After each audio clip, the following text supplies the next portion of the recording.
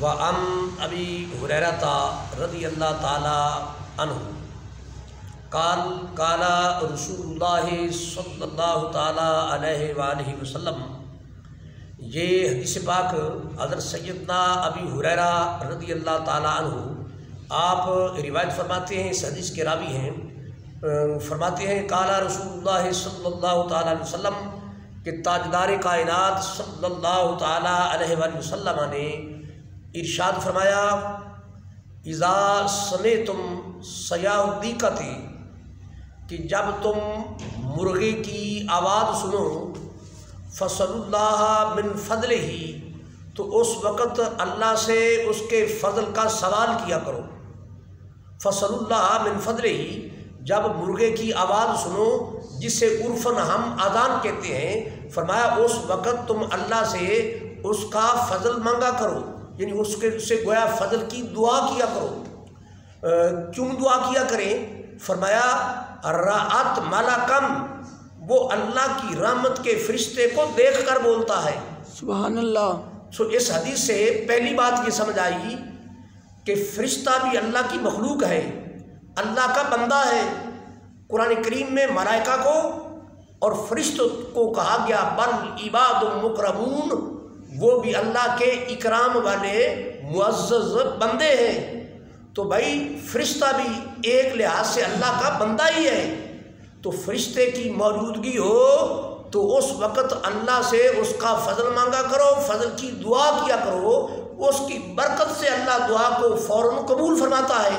سبحان اللہ۔ تو اب پھر غور کریں، یہ حضرت انسان جو ہے اس کا اگر کردار عظیم ہو تو کہا گیا ہے فرشتے سے بہتر اے انسان ہونا، تو بھائی عظیم کردار کا مالک انسان تو فرشتوں سے بھی بلند تر ہے، اشرف المخلوقات ہے۔ تو سمجھ آئی پھر جہاں اللہ کے ولی ہوتے ہیں وہاں تو دعا بطریق اولا قبول ہوتی ہے، اسی لیے ہم اولیاء صالحین کے قرب و جوار میں دعائیں کرتے ہیں۔ اور دوسری بات میں یہ عرض کرنا چاہتا ہوں، آپ غور کریں، خانقاہ نور کے جو فالوورز ہیں وہ توجہ کریں کہ فرشتہ کبھی آپ نے دیکھا ہے؟ نہیں دیکھا۔ پوری دنیا فرشتے کو نہیں دیکھتی۔ کیوں نہیں دیکھتی؟ اس لیے کہ فرشتے سب کی نظروں سے غائب ہیں۔ اب آپ غور کریں، فرشتے جو ساری دنیا سے غائب ہیں، مرغا اس کو پھر بھی دیکھ لیتا ہے۔ تو سمجھ آئی، مرغا جب فرشتے کو جو غائب ہے اس غیب کو دیکھ لیتا ہے تو بتائے حضور تاجدار کائنات حضرت محمد مصطفیٰ صلی اللہ علیہ وسلم غیب کیوں نہیں دیکھ سکتے؟ اور پھر اگلی بات توجہ سے سنیں، اسی حدیث سے یہ مسئلہ میں مستنبط کر رہا ہوں، محدثین نے لکھا ہے، یہ میری بات نہیں، محدثین نے لکھا ہے، زمین والے مرغے کب بولتے ہیں؟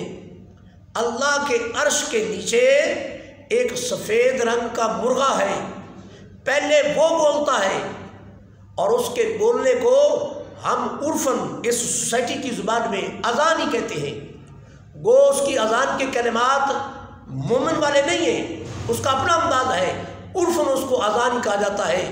تو وہ اللہ کے عرش کے نیچے وہ جب مرغا بولتا ہے یا کہہ لیں اذان پڑھتا ہے، اس کی آواز سن کر زمین پر موجود مرغے بولتے ہیں۔ یہ طے شدہ بات ہے عند المحدثین کہ اس مرغے کی اذان سن کر زمین والے بولتے ہیں، زمین والے مرغے اذان پڑھتے ہیں۔ تو پھر یہاں بھی مجھے کہنے دیں، انتہائی ادب و اکرام کے ساتھ مجھے کہنے دیں کہ وہ مرغا تو عرش کے نیچے ہے اور یہ والے مرغے زمین پر ہیں جو اس کی آواز کو سن لیتے ہیں۔ تو اب مجھے کہا جائے جب زمین والا مرغا عرش کے نیچے موجود مرغے کی آواز سنتا ہے تو خانقاہ نور پہ بیٹھ کر کوئی حضور کا امتی درود و سلام پڑھے تو حضور کیوں نہیں سنتے جناب؟ تو سمجھ آئی، پھر یہ تو بات ہے، عیسیٰ آقا علیہ السلام بطریق اولا سے بات کرتے ہیں۔ تو پھر بریلی شریف سے جو آواز آئی وہ کیا غلط ہے؟ وہ بھی حق ہے کہ ہم یہاں پر پڑھیں۔